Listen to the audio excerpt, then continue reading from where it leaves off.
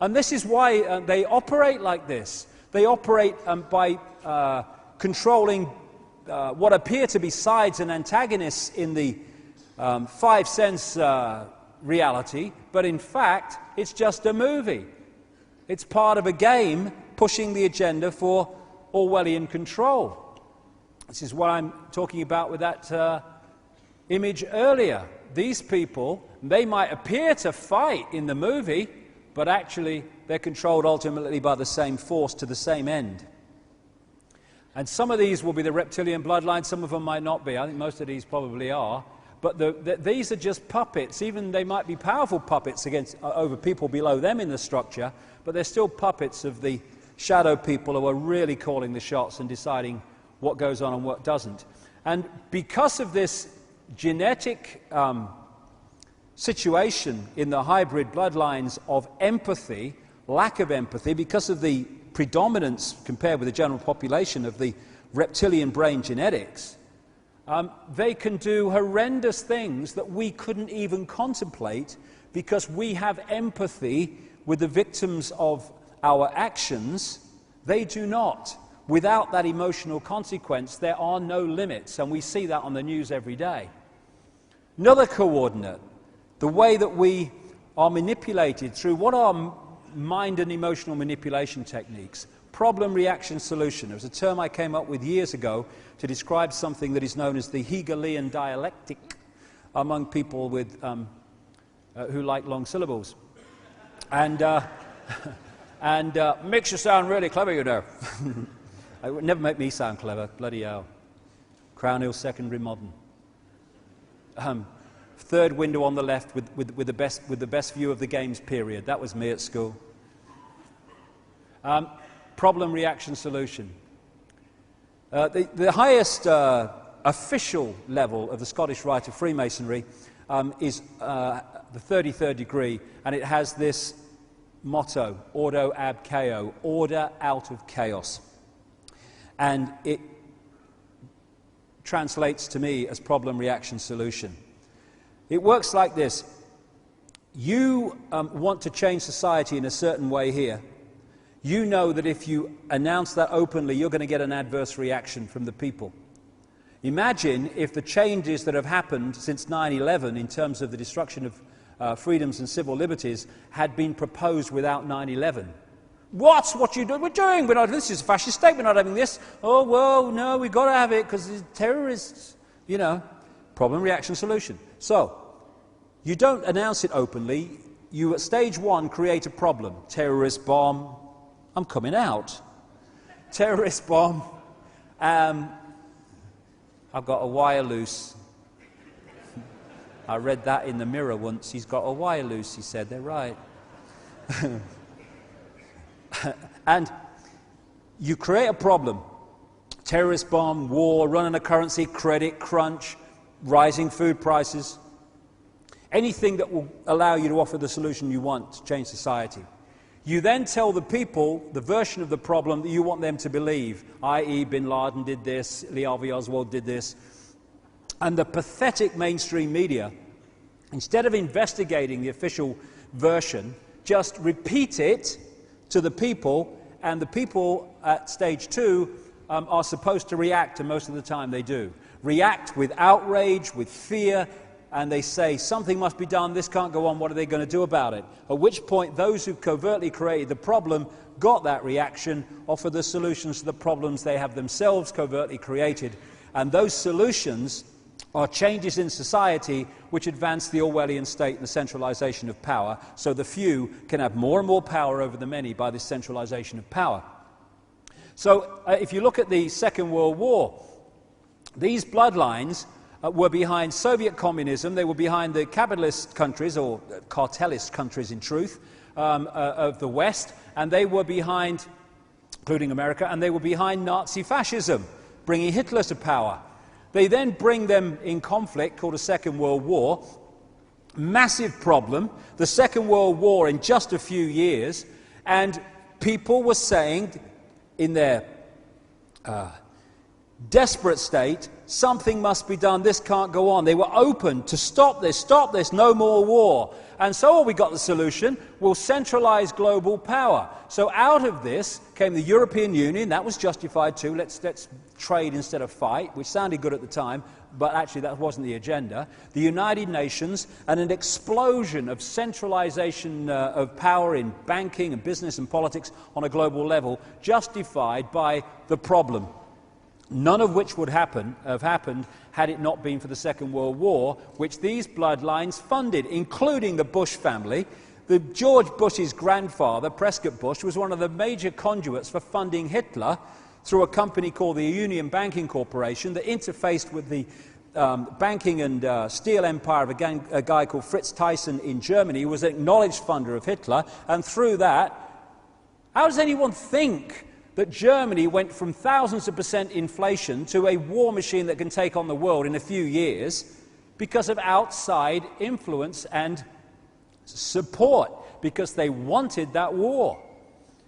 There's even another version of this now called no problem reaction solution, i.e. weapons of mass destruction in Iraq. You don't even need a real problem, you just need the perception of it.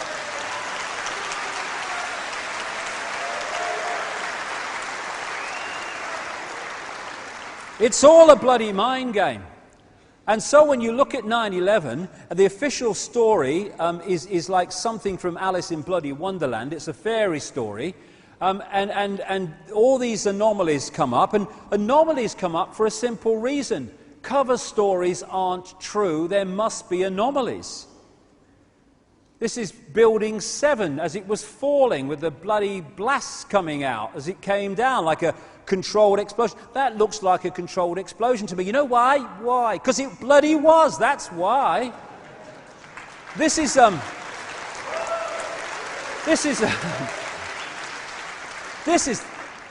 typical. This is a BBC reporter who's reporting on 9/11 that Building 7 has fallen. It was in the shot behind her, right? It fell 20 minutes later. And then when you point this out, people say, so you're saying the BBC's in on the conspiracy? No, mate. I'm saying they let the press release out 20 minutes sodding early. That's what. That's why some other people in the media reported it 20 minutes earlier and all. It was orchestrated. Problem, reaction, solution. Yeah, jet fuel for all those buildings down. I love it. This is a picture by a guy called David Dees, who I think is in the audience today, David Dees. David Dees, you may see on my website and rents.com and stuff, does these extraordinarily brilliant compilations of images to make mighty statements in one image. And anything you see like this is a David Dees image today. The one earlier with the Clinton and McCain and Obama was one of his, obviously, as well. This is another one. This is the bandana. They call them bandanas or something close to that. Headscarf to me. Anyway, this was found apparently at the scene of the crash of Flight 93 in Pennsylvania. There was hardly any bloody wreckage. As one person on the scene said, there was nothing you couldn't carry away the size of a telephone directory, and yet they found this headscarf, which in the official story was worn by one of the hijackers. Well, where did he end up? You don't seem to have found him. He's gone missing, but his headscarf survived. Did he de-manifest? I mean, bloody hell. Bloody passports that are found next to Ground Zero that have come out of a plane that firebombed a building. Bloody hell. Korans left everywhere. I don't know. Why don't they take them with them?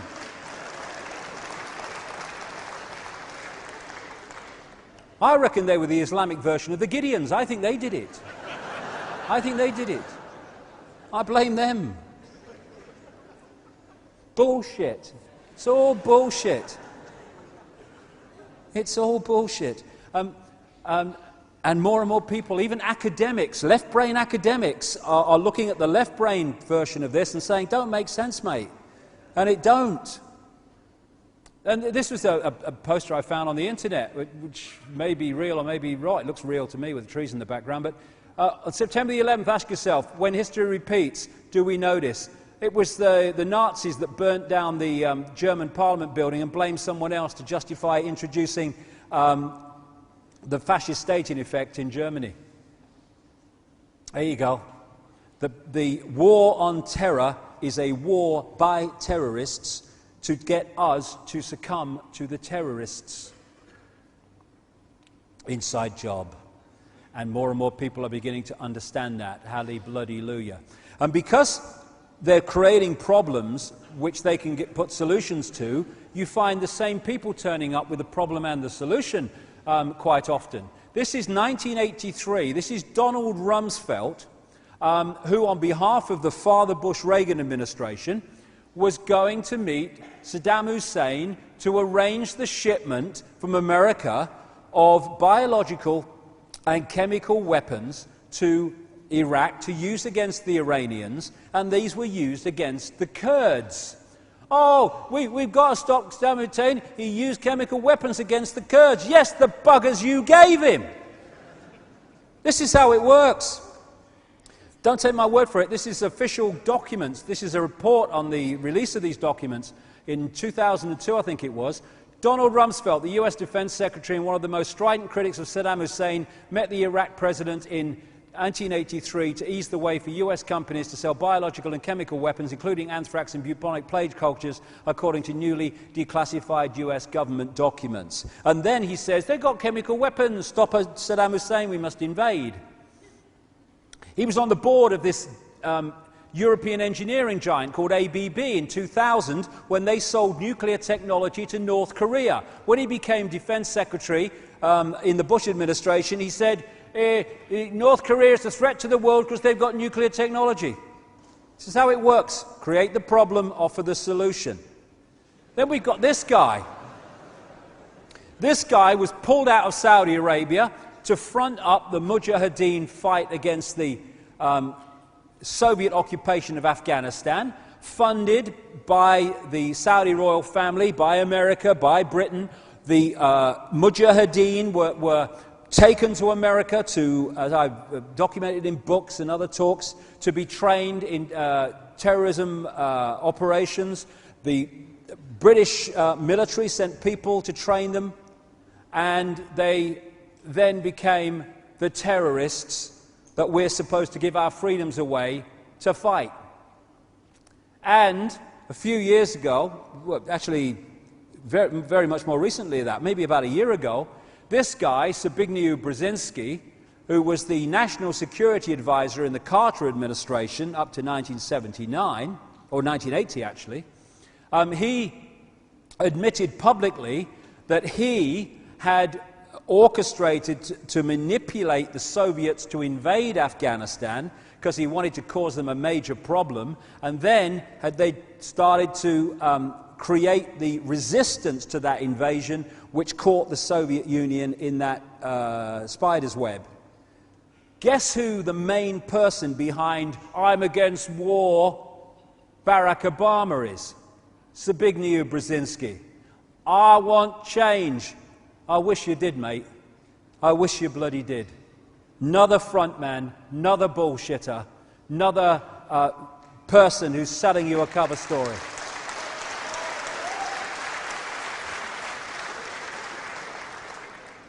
But so are the other two, mind. So are the other two. We have choice. We've got freedom. So what we're looking at is the secret agenda unfolding through history, and it's playing out a movie version of events. The past part of the movie we call official history, which is keeping us from what's actually happening.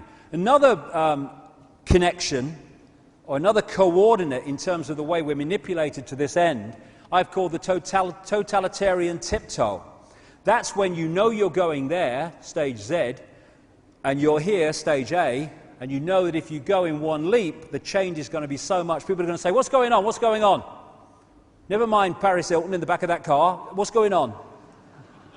Because the change is so great. So what they do is tiptoe, tiptoe, tiptoe. And as a result of that, in steps, as big as they can get away with, but as little not to cause too much resistance and reaction, they go along the road that they want. That's how we went from a free trade area to the super state we call today the European Union. Stepping stones. And this poster I came across, very true. Fascism. You think it'll be this obvious. But it's starting to get that obvious to awake people, but to people who are not awake, it's not that obvious, because it's done in stepping stones. Although, increasingly, it's not the totalitarian tiptoe, it's the totalitarian sprint these days. Another coordinate. To create this situation where people are locked in this vibrational prison and are not decoding the vast range of frequencies they could, therefore opening their awareness, sell them a religion, or sell them something to believe. Might not be an official religion, bricks and mortar religion as my father used to call it, as long as it's a belief system. But the religions, of course, are the most obvious belief system. Once you take on a belief, that belief starts editing what you decode.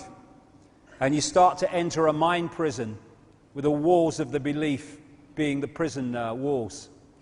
This is a Neil Haig picture. These represent the different religions, and what they're doing is all worshipping the same God or gods in truth. The original religions of these ancient societies obviously went with the people as they located in other areas of the world. Indeed, it was a global society anyway. And it's based, the reptilian religions, if you like, are based on the moon and the sun, the moon goddess and the sun god, overwhelmingly. And they come in many and various forms. All these different religions are based on this same principle while claiming to be different.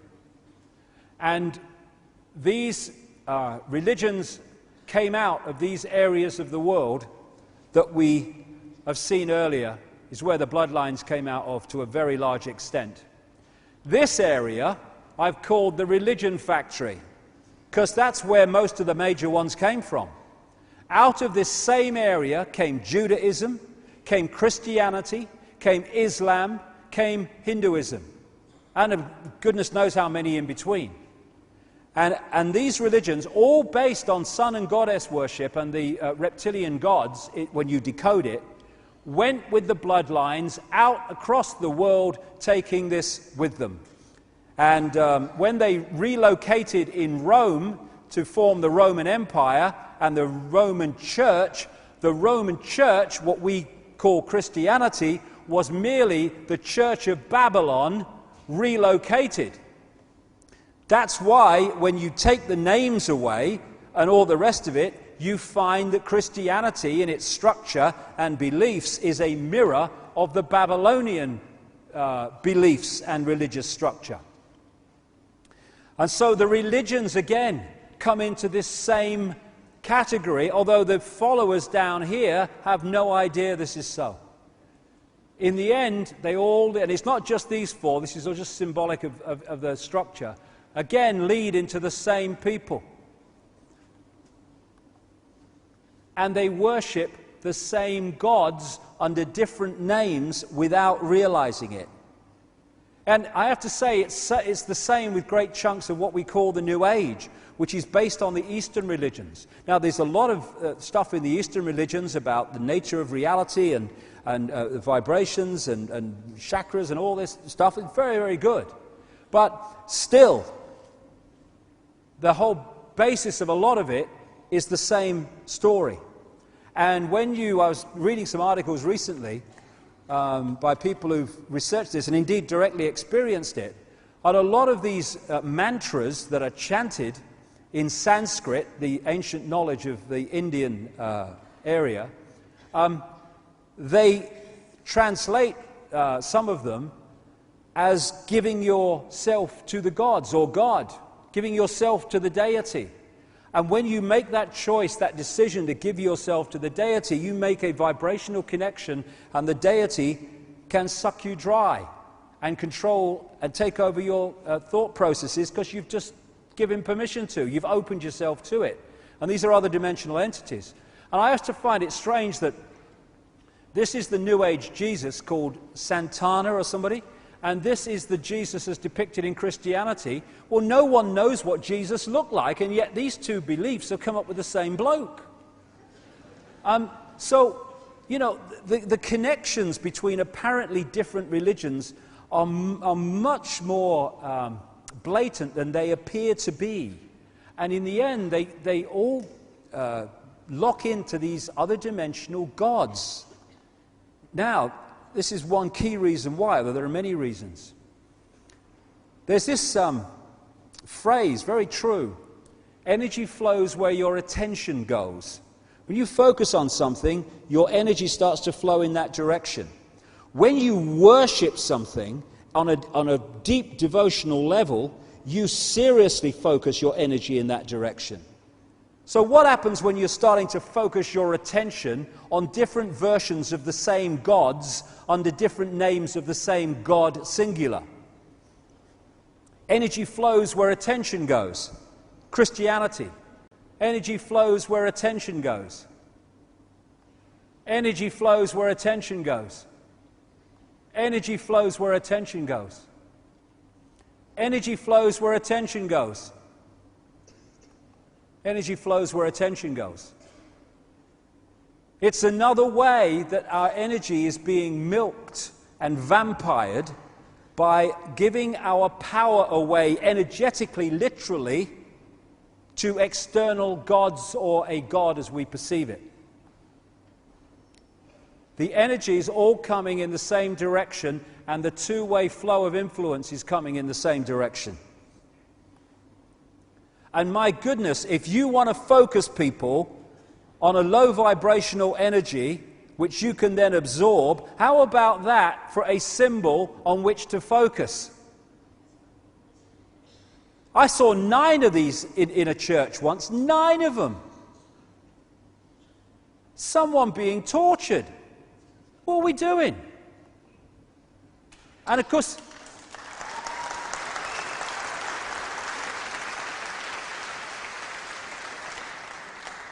and what you get then is the next level of this use of religion in manipulation. In each religion is fighting for its own predominance as the only religion.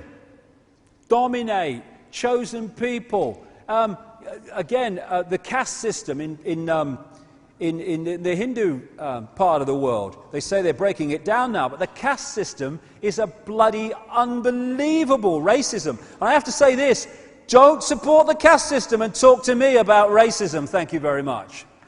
And then you've got Christianity. Only through believers in Jesus can you get to heaven. Mr. 10%. Now, only through another form can you get somewhere. And I control that form, so hey, here we go. It's the same gods that we're feeding. They set up these religions, and their puppets did. At the highest level in the religions, they know this. So the rest of the pyramids don't. The idea of religions is to lock people in a belief system that cuts out all other possibility. No, don't talk to me about that. No, I believe in Jesus. No. Well, just have a look at it and then see what you think. No. And that then locks you in to a digital tunnel vision. And the other way that religions are used is divide and rule. And it's all based on the sun-moon religion, the same sun-moon religion. In Babylon, they had a trinity of Queen Semiramis, also known as Ishtar or Istar, Nimrod, the sun god, she was the moon goddess, and Tammuz, who was the virgin-born son of Nimrod and Semiramis. And they said that Semiramis was impregnated by Nimrod as the rays of the sun and gave birth to Tammuz, who was a reincarnation of Nimrod. Now, out of that little lot, you've got the Christian religion. Virgin birth of the Son of God, and Father and Son are one. Semiramis, this is in Iraq today, in Babylon, in Iraq today, the rebuilt Ishtar Gate. She was the goddess of Babylon, and you can see her everywhere. This is an original Babylonian relief depiction of the Babylonian goddess, and she was very much associated with the symbolism of the owl. And as these bloodlines and their religions expanded out into the rest of the world, they started to take different forms, but the same basics, foundation of the religions was the same. No surprise, therefore, that when you go to the Vatican and Rome, which was the Church of Babylon relocated, it is a mass of Babylonian symbolism, because that's the basis of their religion. So when they moved to Rome and created the Roman Church, Christianity, they took all the attributes that were given in Babylon to Queen Semiramis, Queen of Heaven, Virgin Mother, all the rest of it, and they gave them to Mother Mary. Because what they did was they changed the Babylonian trinity of Nimrod the father god, Tammuz the son, and Semiramis the goddess. When they moved to Rome, they made it the Lord God, God Almighty, in other words, Nimrod. The Son of God became Jesus, and the third point became the Holy Spirit, which they symbolized, because they took the goddess out of it, which they symbolized as a dove, which is the symbol that the Babylonians used for Queen Semiramis. So this is why there is the Babylonian depiction of Semiramis and Tammuz, and this is a Christian church. Same again. This is a picture I took last Christmas in Rome when I was there for a television program, and that appears to be Jesus and Mary. Actually, it's Semiramis and Tammuz under another name. This is Isis of Egypt and Horus, the virgin-born son of Egypt. Again, it's just another version of Semiramis. You find them everywhere. And so Isis and Horus become Jesus and Mary. And all over the world you find this same mother and virgin-born son or child religion. And it's because it comes from the same source, controlled by the same force. This is an ancient depiction of Semiramis with the points in her head here. And here's the Statue of Liberty, which is Queen Semiramis. It was given to New York by French Freemasons in Paris who knew exactly what it really symbolized, and it weren't bloody liberty. Again, just Queen Semiramis. On top of the Congress building, you've got the goddess of freedom. Same bloody woman, or same symbol. The goddess of the French Republic, same thing, Semiramis. As the bloodlines moved up into Europe and France, they took it with them. This is the goddess Columbia, relating to America and Washington, D.C. and stuff. Same. And then we come to Nimrod, who was also known as Baal and Bel in different aspects. And Nimrod was the sun god of Babylon. And his symbol was the lighted torch or the flame. Same as Tammuz, because Tammuz and Nimrod were one, father and son, as I said. And so we've got Queen Semiramis holding the flame of Nimrod, standing on a symbol of the sun god. Isn't it great to have the Statue of Liberty as a symbol of our freedom? This is in Paris. Same, because the source is the same.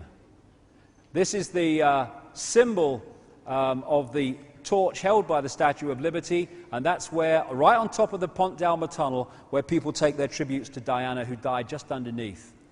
This is another depiction of Nimrod in the ancient world. He was also the fish god. Again, Jesus, the fish. And he had the fish head hat. This is a depiction, actual depiction from Babylon, and that's why we have the mitre in the Pope, because it's the Church of Babylon relocated. And the obsession with the obelisks all over the place is the penis of Osiris, the penis of Nimrod, the bloodline symbolically. And these symbols are not just there, oh, we'll put them symbols there because it's funny that they don't understand. Symbols represent what they symbolize energetically and vibrationally. And this is a science called cymatics, where what they do is they have bits of, not sand, but that kind of stuff. And then they play sound across them. And what happens is all these different bits and pieces then form into these incredible symbols and geometrical symbols as the sound plays. And once the sound stops, they all go back to the kind of mess. And then you change the sound and they'll form another pattern. And it goes both ways. Everything goes both ways. So a symbol will represent a sound, and you can create the symbol with a certain sound which forms that symbol. But the symbol itself generates a sound. They're both ways. So these symbols are all around us. They're affecting the energy fields that we interact with. That's why they use them. That's why they have street plans to these symbols and buildings and stuff. Nimrod, you find Nimrod again used in the modern world all the time by the people who are behind this knowledge. You have Nimrod aircraft and all that stuff. And then we come to Tammuz, Jesus. Same thing, this is Horus. All these sons of God are the same Babylonian virgin-born son under different names. This is the way the Egyptians depicted Horus, and this is Jesus. The halo around the head was the way the ancients depicted that the person was a sun god. There's the Jesus halo. Well, this is an ancient standing stone of Bel, the sun god, with the halo around his head, depicting he's a symbol of the sun.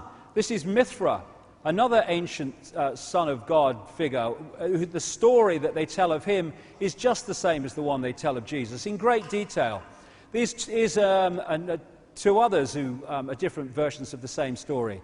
Dionysus of Greece and Bacchus of Rome.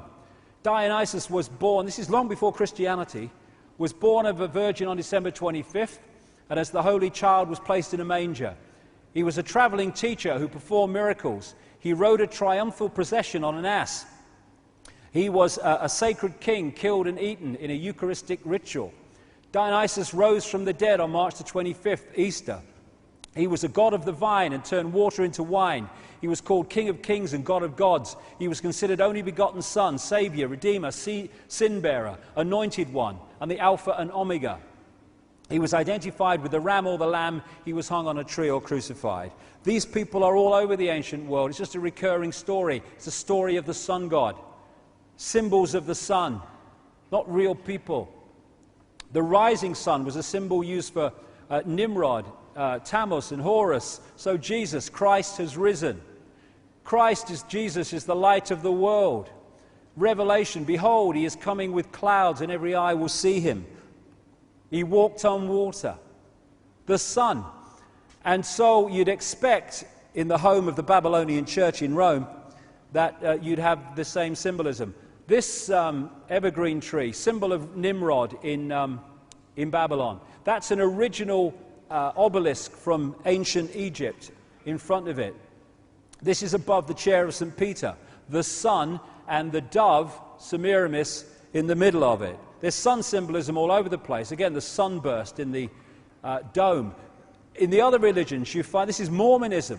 These are the symbols you find around the Mormon temple in Salt Lake City. The sun, the rising sun. This is from Ur in what is now Iraq, was Babylon Sumer, from about 2000 BC, and it is a symbol of the sun and moon goddess of that area of Mesopotamia. This today is the international symbol of Islam. You go into the other areas of the world, you find the same sun god, moon goddess. They're the same religion, and they get their followers to feed the energy into the same gods that have created those religions. Vampiring that energy, closing the mind, creating a prison, dividing and ruling. Which brings us to secret societies, and of course religions are against secret societies, except another coordinate. The secret society network and the religions worship the same gods as each other. Guess who they are? This is the Eye of Ra, or the Eye of Horus, it's also termed. It's a massive symbol of the Illuminati, these bloodlines that sit atop the secret society network. That's why you have the all-seeing eye on the dollar bill, put there in the 1930s. It's the eye of CBS, Columbia Broadcasting. Columbia comes from a name meaning dove, Columba. AOL, the eye and the pyramid, from these corporations controlled by these bloodlines using the symbolism that the religions are based on.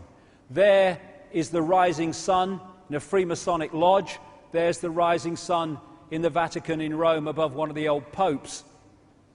This is a picture taken inside a major Freemasonic temple in Boston, which I've told over the years I walked into with a few people, and there was no one there, so we kept walking and ended up in this bloody temple. It was like the Mary Celeste. Took these pictures. There you go, the rising sun. And this is a building just down the road from the White House. It's the Supreme Headquarters, the 33rd degree of the Scottish Rite of Freemasonry, and there's the rising sun again. And these are the same symbols you find in religion. Washington's chair. This is above the door of Downing Street in London. The rising sun. CBS News logo, rising sun. Side of that Boston Freemasonic temple, the sun. This is the Mother Lodge of Freemasonry in London, which was the base from where Freemasonry was introduced into the new United States and the colonies, and it's in Great Queen Street in London. Great Queen is an old name in Babylon for Queen Semiramis, and so the state of Virginia was not created or named as a result of the Virgin Queen Elizabeth. It was the Virgin Queen of Babylon, Semiramis. So you've got the secret societies and the religions both worshipping the same gods while thinking they're all different. And it's possible because of this structure where all roads lead to the same few. That's how Freemasonic and other secret societies structure themselves. Most Freemasons are down here. They never get up here. And up here is not the end for the chosen few. Because the secret societies we hear about feed into another pyramid, the chosen few, the bloodline few, into the Illuminati pyramids, which are also fiercely hierarchical. And that's where the real deal is in terms of control. You can also symbolize the structure as a spider's web, with a spider in the center and different strands, different organizations, different secret societies. The closer to the spider you are, the more elite the secret society. The further out from it you are, you start to hit the organizations that directly interact with mainstream society. Somewhere here might be the Bilderberg Group. Further out might be the Council on Foreign Relations and stuff like that, which are acknowledged to exist in America. But the real deal is here, which just dictates the policy down the spider's web. One of the secret societies near to the spider is the Jesuits. The Jesuits, which connect into the Church of Babylon, of course, in Rome, started by Ignatius Loyola in the 16th century. They call themselves the Illuminated Ones. Adam Weishaupt, who started a version of the Illuminati called the Bavarian Illuminati in 1776, or he was the frontman for it, was trained as a Jesuit. You find that over and over. It was the Jesuits that led the conquest of places like Africa and further afield for the colonies that followed. Many of the people, significant people in the world, Clinton there and Mugabe and George Tenet, head of the CIA at the time of 9/11, are Jesuits or Jesuit trained. This is the new guy at the head of them, Adolfo Nicholas. He's known as the Black Pope and has more power than the real one. The Knights Templar and the Knights Hospitaller of St. John of Jerusalem, ancient secret societies, the second one's now known as the Knights of Malta, they lock into this structure pretty close to the spider, and they manipulate events behind the scenes so the right people get the positions of power, the right decisions are made, the right legislation is introduced. And it's the Knights Templar, there's their symbol at the heart of the City of London logo, held by the reptile figures, they control the city of London to a very large extent. This is their original Templar church made famous by the Da Vinci Code, and just down here somewhere was where the Blairs were trained as lawyers. And again, they also have massive influence, the Templars, in the Temple area of London, which controls law, not just in Britain, but much further afield. Another coordinate, the Illuminati and the secret societies connect into what we call Satanism. They're just different faces on the same network. This structure connects into the satanic ritual structure and helps to cover up and stops it getting into the public arena on the scale that it could. They have been doing these rituals to their gods for thousands of years, and so why is it a surprise that the people who are the bloodlines today do the same rituals as their ancestors always did? People like Dracula exist. Certainly they existed with this guy, Vlad the Impaler, on which Dracula was based. He was a bloodline from the area we now call Romania, and these people are not just energy vampires, they're blood vampires. They drink human blood. These bloodlines have always done this, and they still do it. People you see on CNN. A direct descendant of Vlad Dracula's sister is Mary of Teck, who's the grandmother of the present queen. This is from a B movie, but these things exist, these rituals involving kids, these sacrificial rituals. The scale of child abuse and child torture in satanic ritual and child murder is staggering. But because of the structure, where the power structure locks into this, it's covered up and not allowed into the public arena, and it's not investigated. All through history you have had the sacrificial ritual, more than a few times connected to the demands of the dragon that the sacrifice be made to the dragon. This is a dragon in Slovenia, which is from a story there of the dragon demanding that young children be sacrificed for its benefit. And these rituals that they do, this is from the movie Eyes Wide Shut, which was very accurate in the way it portrayed what was going on and what is going on. They use these rituals. I've talked to many people who've taken part of them or observed them, to create an energy environment in which these interspace plane entities actually manifest in the ritual, in the circle, in the energetic structure that these rituals create. And the reason they're doing the same rituals in the same way now as they've done for thousands of years is because those rituals have an energetic reaction that they're looking for. So of course they're going to keep doing the same ones.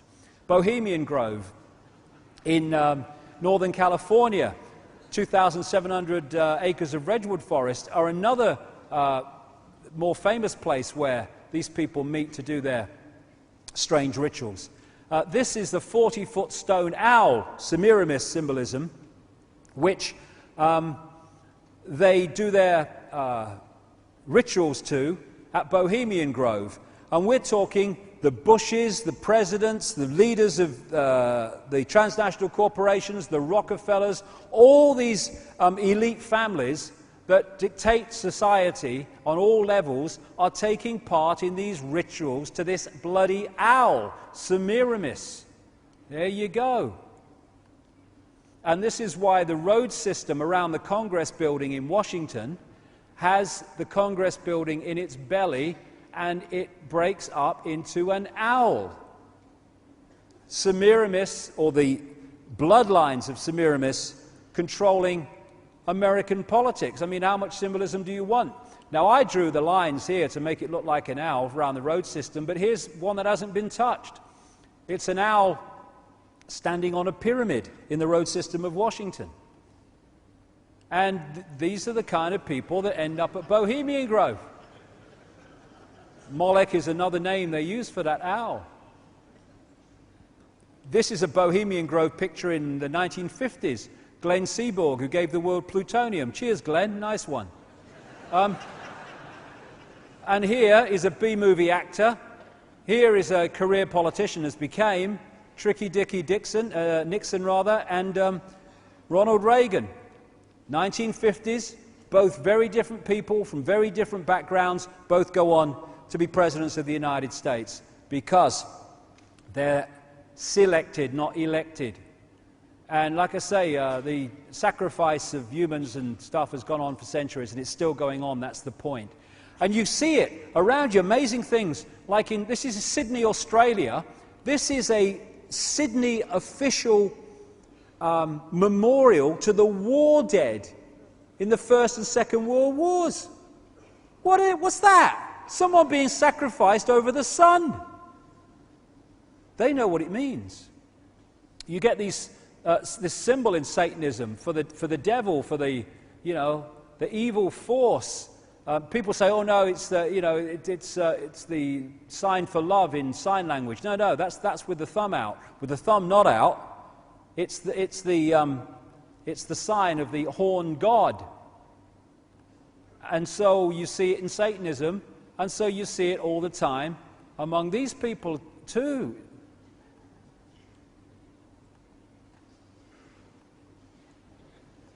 Now they say, oh no, that's the sign of some football team, Longhorns in Texas it is. Well, does she support the bugger then?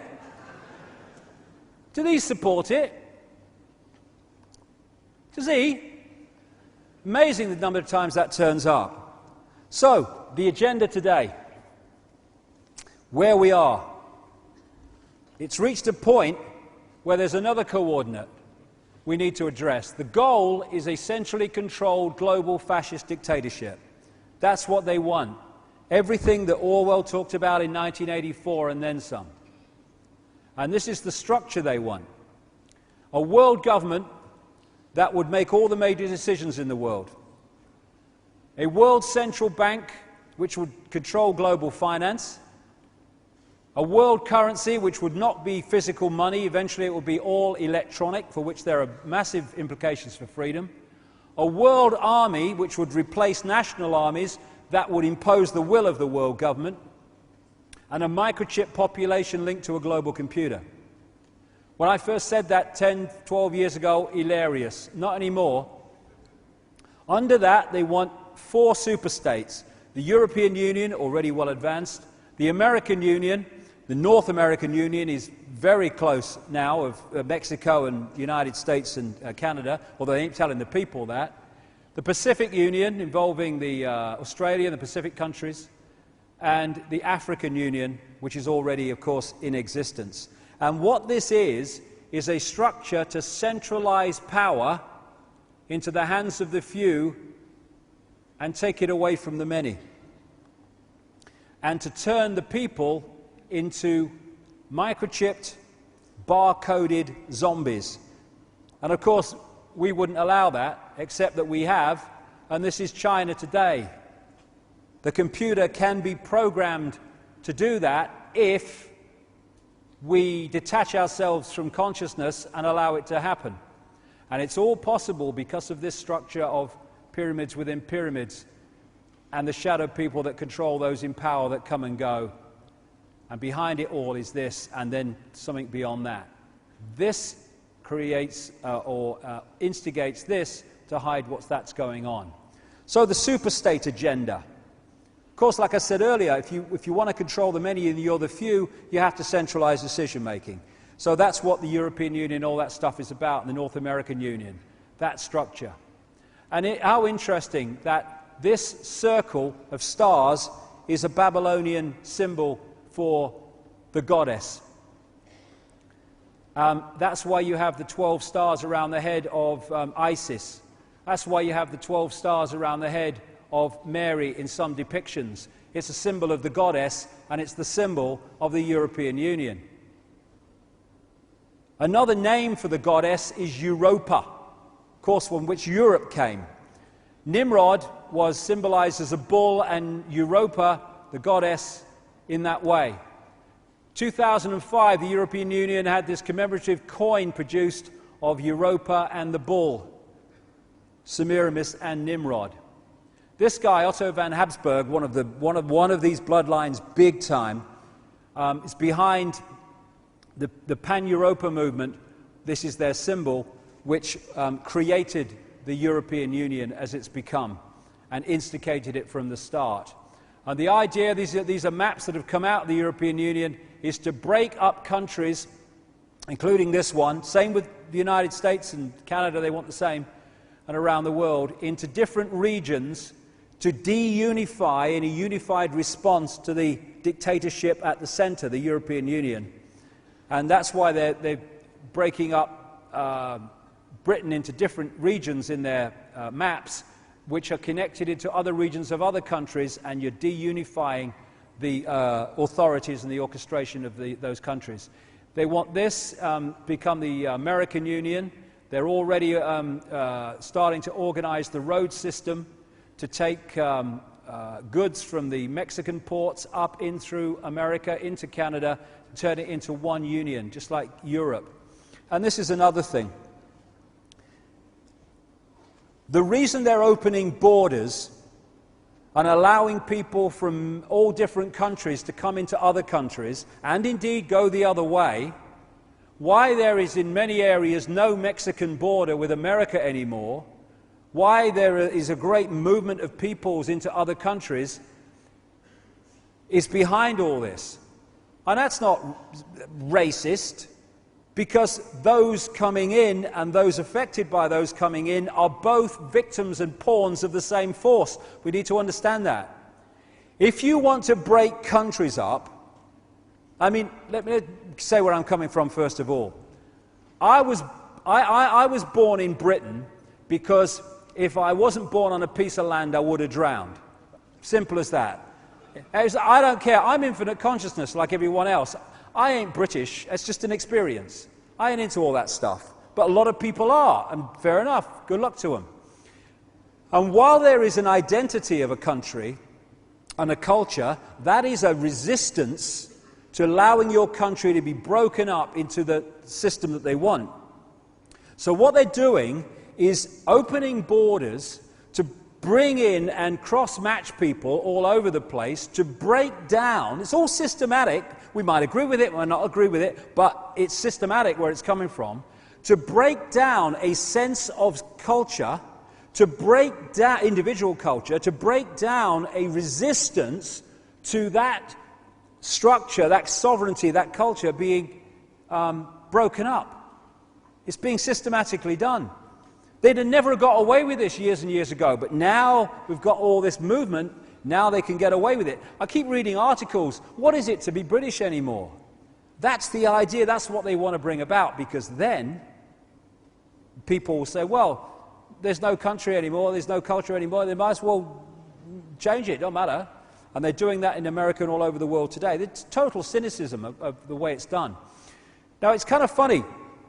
Some of the people on the left in politics kind of dismiss what people like me say about a conspiracy, and they say there is no conspiracy to create an Orwellian state. It's rubbish, you're mad, you're stupid, all the rest of it. And the next thing they do is they pick up a banner and they say, stop globalization, stop globalization. What do they think globalization is? Globalization is the centralization of global power in every area of our lives. It is the agenda I'm talking about unfolding before our eyes.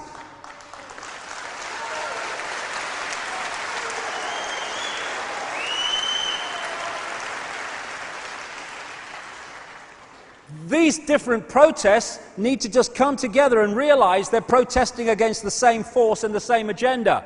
And it's an agenda for the centralization of power in every area of our lives. The World Bank, the International Monetary Fund, all these things are just pawns and creations of these bloodlines to control from the center, to create a situation where no one has independence of maneuver in their own sphere of influence or community. It's about cross-matching dependency, so this can't operate without dependency on that, and that can't operate without dependency on that. Dependence. Dependence equals control. Independence equals choice equals freedom. It's why they want to take independence away. That's what globalization is. That's why they move jobs from one country into another country and move other jobs over here, and they move this over there. It's making everyone dependent on everyone else. Free trade, love it. Wouldn't it be great if we had free trade? Free trade, freedom to exploit trade, that's what it should be called.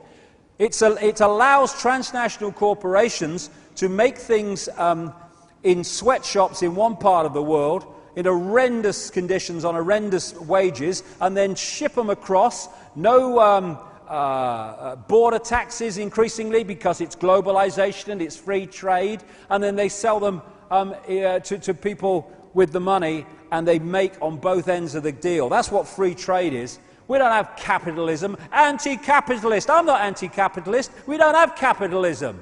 We have cartelism. That's what we have.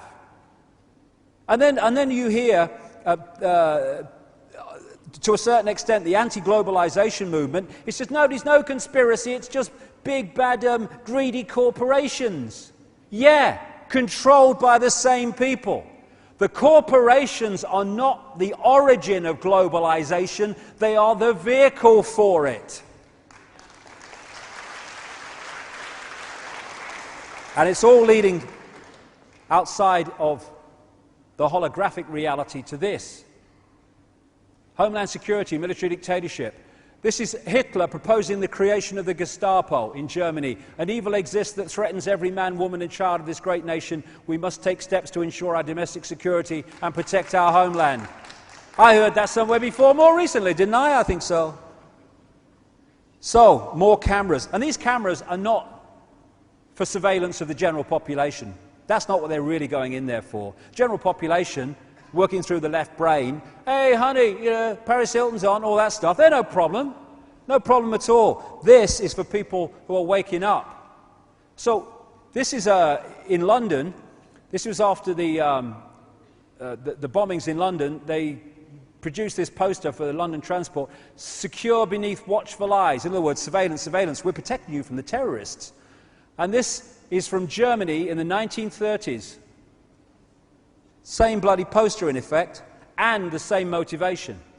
And I got sent this one, stands back in amazement. This is Sheffield Bus Station, right? Sheffield Bus Station in England. Spit and run, you'll still get caught. Every bus, tram and interchange has DNA testing kits. Spit at the staff and you can be traced and prosecuted, even if we don't know what you look like, and your records will be in the National DNA Database forever. What?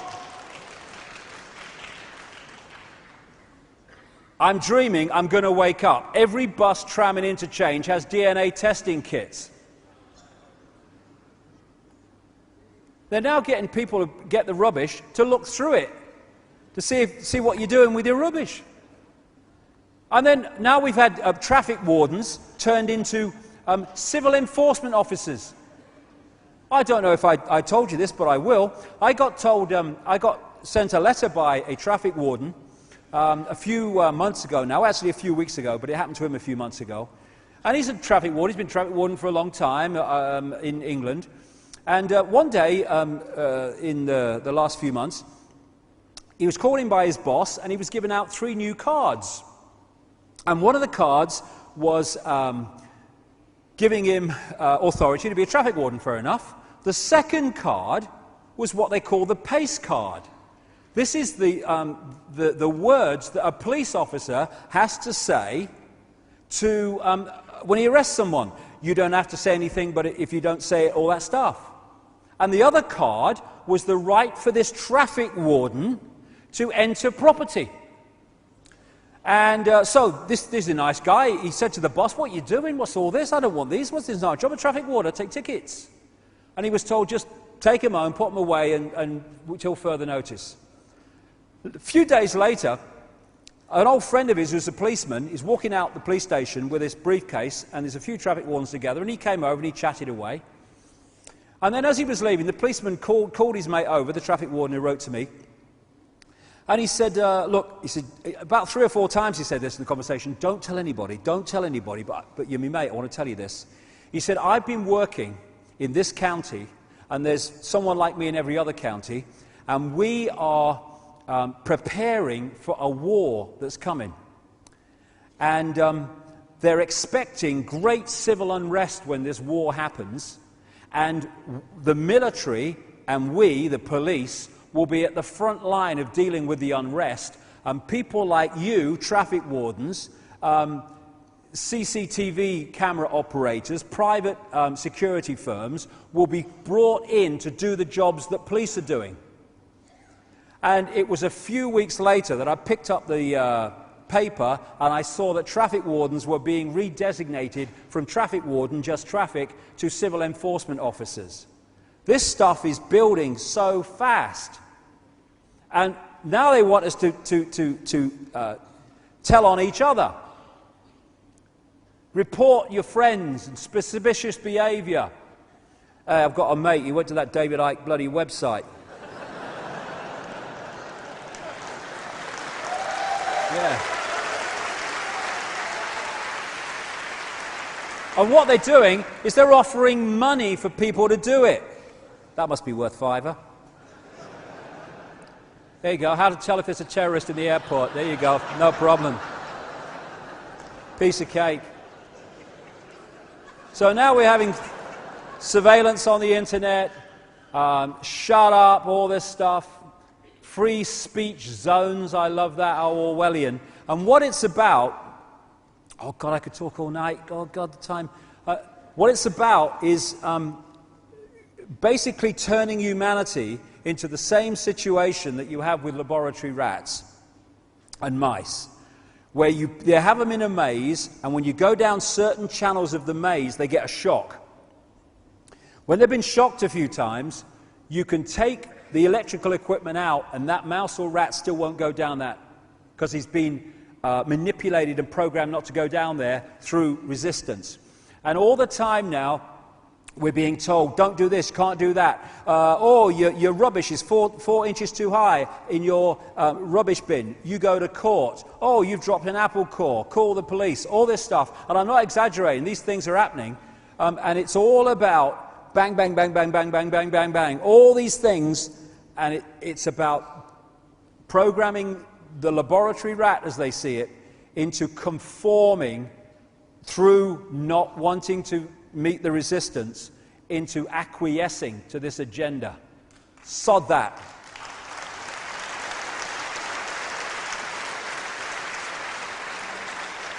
And the taser gun is classic. Of course, when they said, oh, the taser's only going to be given to trained fire officers, I thought, yeah, here you go, pull it, here you go. Then this one. And of course what they're doing now is they're saying, well, they're going to give them to all police. Of course they are. They were always going to totalitarian tiptoe. And what these are to put the police in a different state. All these stories about people dying when they're hit by these things, people say, oh, that's bad for the taser. No, it's not. It's good for the taser. Because once you realize you can die if you're hit by this stuff, or it's a horrible experience, suddenly the policeman has great power over you. I remember one headline when these tasers came out, and someone saw them at work, and the headline was, I'll do whatever you say, officer, just don't use that thing on me. That's what this is all about. Some idiot in a uniform. He's got 2 brain cells to rub together, but he's got a bloody taser, so people do as he says.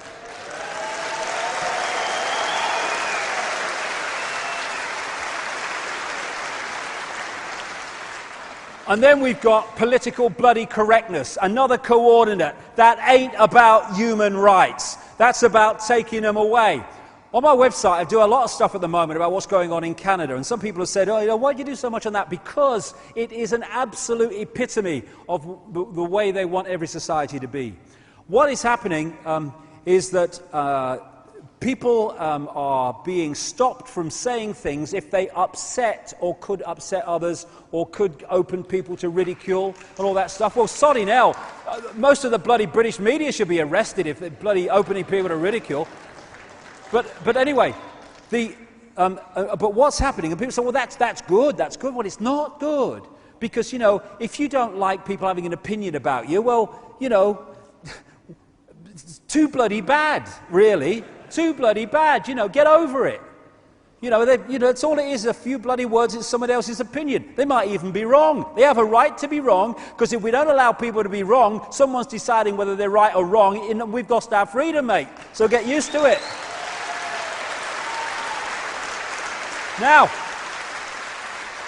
what's happened in Canada is that Muslims and Jewish people and stuff like that have taken people to this Human Rights Commission, all that stuff. But what they don't realise, some gay activists have done the same, what they don't realise is that the same laws apply to them. So now there's a thing in Canada, for instance, where a woman has taken a gay club to the Human Rights Commission for breaching her human rights, for not allowing her in, because it's a gay club for men, right? So what it's doing, if you look at it, is not protecting human rights, it's using different elements of minorities to take other people's rights away. And so they're cross-referencing again, and everyone's taking everyone else's bloody rights away under political correctness. People say, oh, you can't call someone a cripple. Well, hold on a second. I've got an arthritic hand. The only thing I can do is press a key and type my books, or press that, right?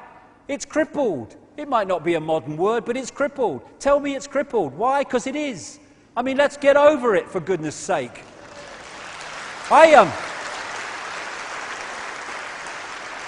I'm going to take Manchester United to the Human Rights Commission for breaching my human rights in not allowing me to be in their first team. Because it is breaching the human rights by discrimination over someone with a hand they can't do anything with.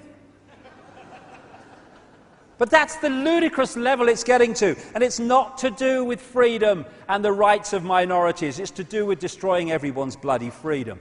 I love this. This is what it's getting to. I love that. This is where we are now.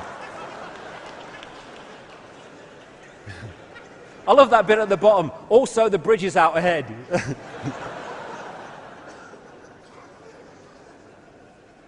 War is peace. This is all Orwellian language, of course. And it's all to do with that. Who's in your head? What they're doing is programming the computer. That's what the microchip's about. In a desktop computer, the central processing unit, the brain of the computer, is a microchip. Once you get a microchip into this body computer, you can start to affect its mental and emotional processes and its energetic state. That's why they want people microchipped. Yes, on one level it's about electronic tagging, but it's about much more than that. It's about, once you get a microchip inside you, that microchip can be manipulated from afar and can affect you individually or en masse and manipulate the way we think or don't think and emotionally. Say no to the microchip under every circumstance possible, and they're much smaller than this now.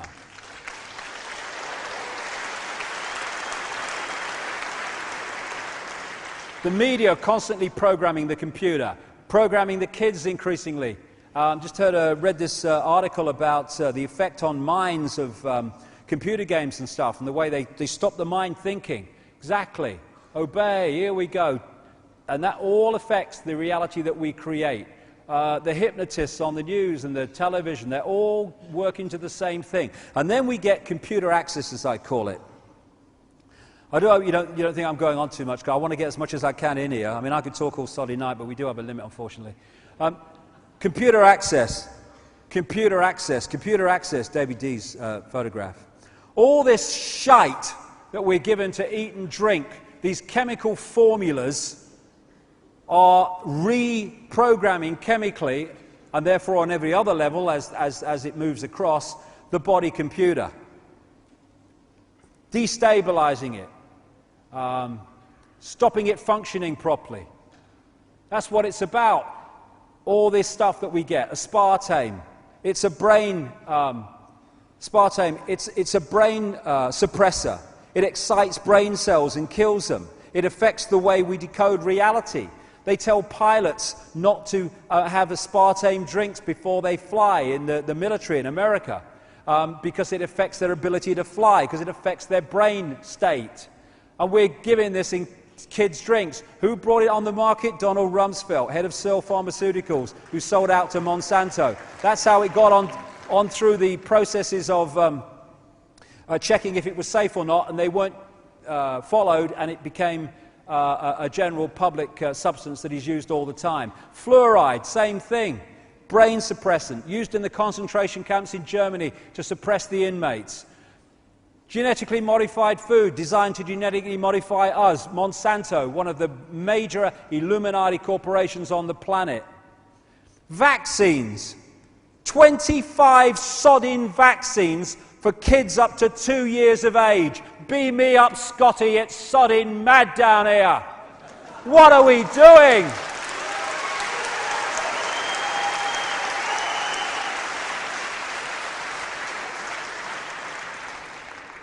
God, and I'm crazy.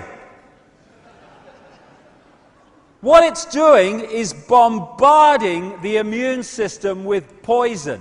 We're told it's brought an end to all these diseases. These diseases were in free fall before the vaccine was introduced.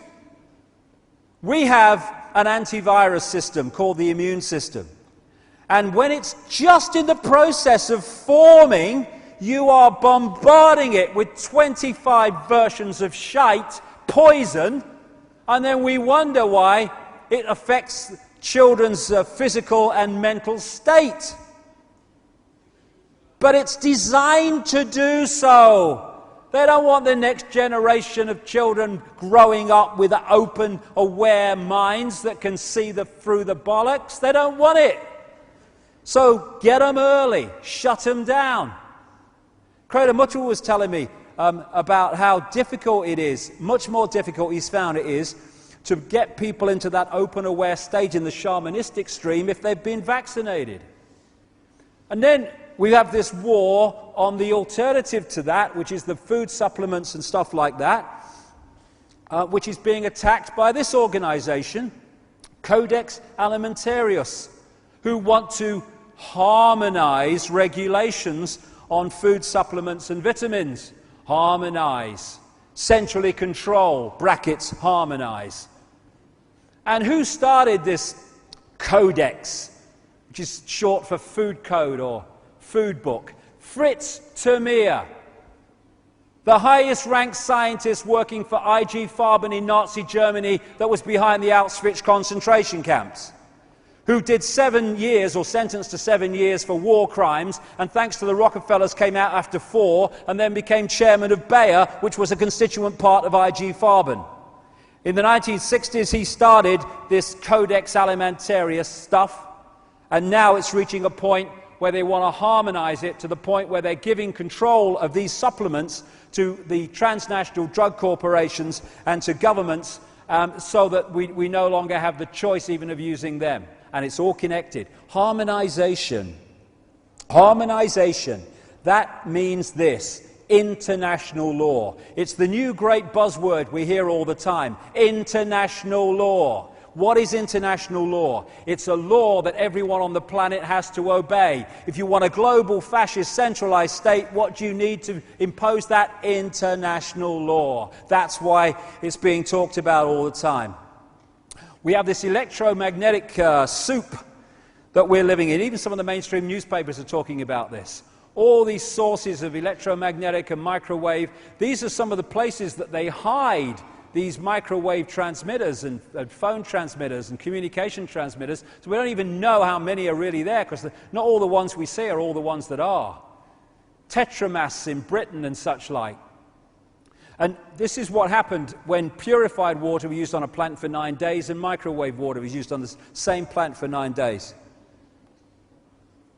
I won't go into that, but the effects of this electromagnetic fog is affecting the pituitary glands and the pineal glands, which connect into psychic sight, other dimensional sight, third eye, and all this stuff. It all comes back to the same thing, closing people down. That's what it's about. The chemtrails, full of metals, which I believe, which are poured out into the sky. You see them crisscrossed in the sky. Everywhere I go in the world, I either see them or people tell me it's a regular occurrence. Even, I went to see Craig Mutchwood in the Kalahari Desert. There were the bloody chemtrails going across the sky, pouring out, creating these crisscross. And contrails, which are the condensation trails coming out of planes, they disappear immediately because it's to do with heat and temperature.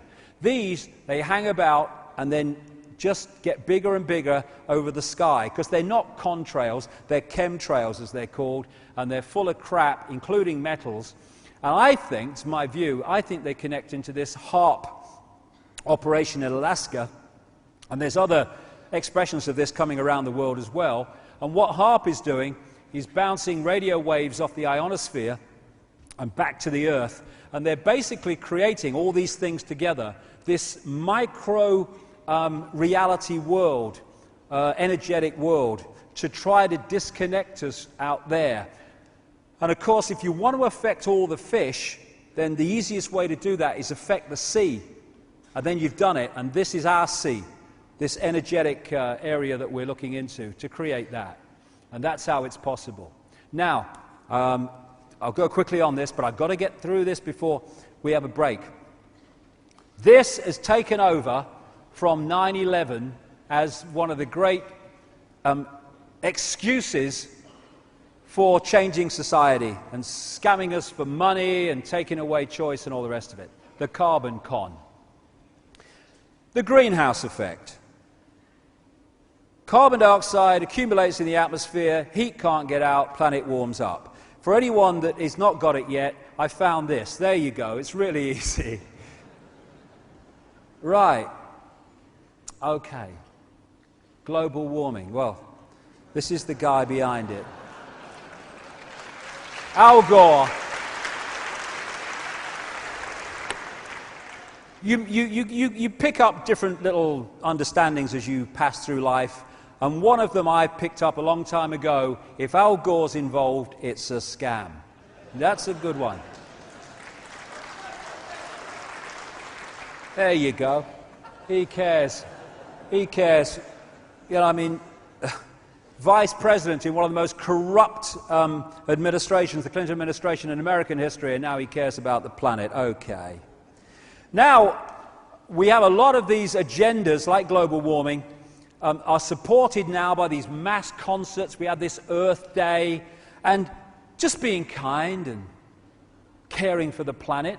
We have an Earth Day, Live Earth, global warming survival handbook from David de Rothschild. Thank you to the Rothschild family for that. Thank you very much. It must make their hearts sing that they're helping humanity so well. Now, computers. There's another kind of thing that people understand about computers. Shite in, shite out. Okay? So, that summed up global warming for you. No. I'm not saying that the planet's not, the climate's not changing and all the rest of it. But it's always changed for a start. It just depends on what point of the cycle you pick it up. I read newspaper headlines. It's the hottest temperature since records began. Okay, when did records begin? 1862. What?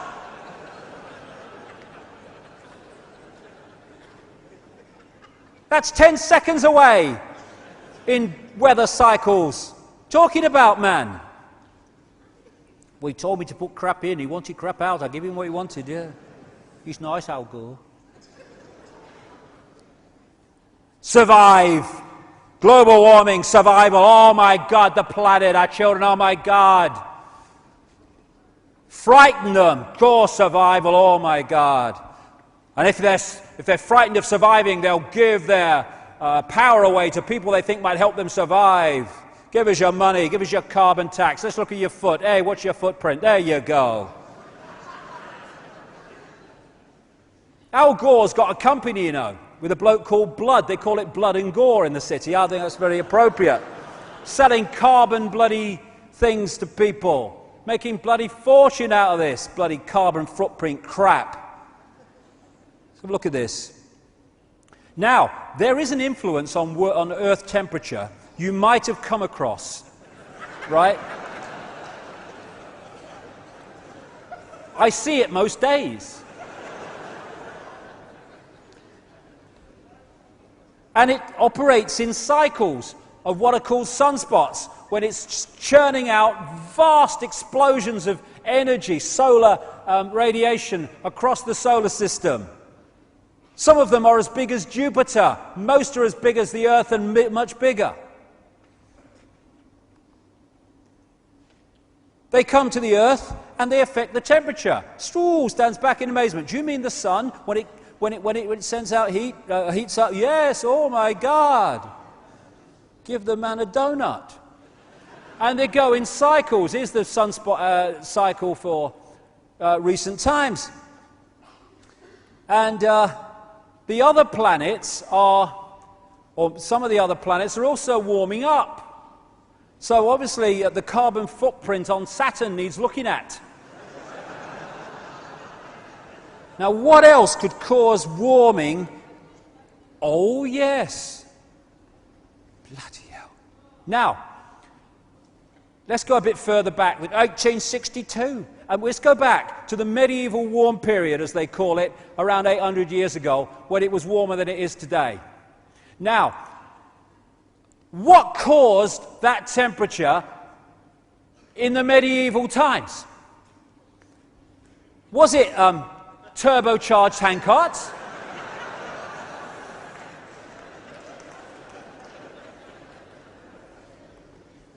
Could have been flatulent horses. Could be. Anything's possible when you're making it up. Dobbin's got the wind, I think we're in for hot summer.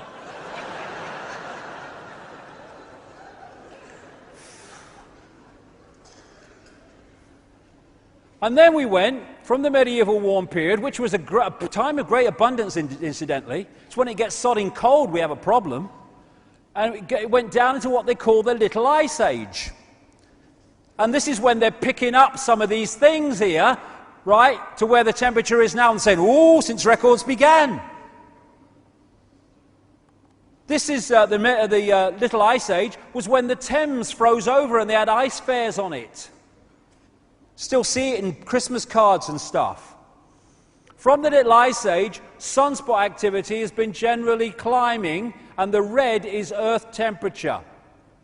I think there could be some connection. This is from 1860. Here's the sunspot activity, here's the Earth temperature. Now, in 1940, when carbon production, and I'm not in favour of all that stuff, I'm not in favour of pollution, I'm just saying it's not causing the stuff that they're trying to claim it does for their own ends. 1940, when carbon production was much less than it is now, the temperature fell, so did sunspot activity, till 1975, to the point where the BBC were running documentaries on the dangers of the coming ice age. In the 1970s they were. And then it started climbing again. And they picked it up, it's global warming. I saw this guy, Peter Taylor, talking in a presentation recently that I was at. And this guy is no, friend of the oil companies and all that stuff. He's a former advisor on pollution and energy policy to the national governments, the European Union and the UN, as well as lead advocate for Greenpeace on occasions. And this is what he says, because he's an open-minded scientist, right brain open. Behind the scenes, there is major disagreement among scientists. There's not this consensus. The debate is over. No, you want it to be over, darling. Parallel to carbon dioxide rising, the solar field has increased by over 200% since 1900, and this is not factored into computer models. Shit in, shit out. Global temperature is not rising as predicted. In fact, it fell a whopping 0.6 degrees over the last 12 months, he said, as much as it has gained in the previous 50 years. Many of the apparently random fluctuations of past temperature, like when the Vikings grew crops in Greenland, correlate to variations in the solar electric field. Between 1983 and 2001, cloud cover, according to the International Satellite Cloud Climatology Project, fell by 4%, more than enough to heat oceans and account for global warming. A spate of recent science shows that temperature oscillations are timed by solar cycles, that the jet stream is affected by the solar wind, and that past high and low points in the solar cycle correlate with past temperature swings. Got that, Al? And as he said, in recent years, the temperature has actually been falling. Now, we've got to explain this away, right? Global warming, Davai, frightened. Temperatures are falling. All right, okay. Well, this was the Daily Mail headline on May the 1st this year. Global warming could stop naturally for 10 years, say scientists. Oh, really? I thought it was going to go up incessantly. And why are they saying this? Because underneath they're saying, oh yeah, but imagine how hot it's going to get when it goes up again. Making it up as they go along because it's not true. There you go. Global warming. Climate is changing, climate's always changing. And what we should be doing is looking to get the benefits of climate changing and to mitigate the downside instead of getting diverted into all this crap. But we're supposed to get diverted into it because it's the agenda. It's the agenda in the virtual reality game. And so, as we end this section, everything is upside down. Doctors destroy health, lawyers destroy justice, universities destroy knowledge, governments destroy freedom, major media destroys information, religions destroy spirituality. Why? Because they are meant to do so. And it's not people around the table. They're still at the level of playing it out. It's not even reptilian bloodlines. They're still at the level of playing it out. It's not even the shadow people behind them playing it out. It's not even the other dimensional reptilians playing it out. What's the next stage? What's behind that? I don't know, but I'll bloody find out before I leave here. And how deep does the rabbit hole go? I've no idea, but I ain't there yet. But I'll be here in 35 minutes. Thank you very much. Thank you very much.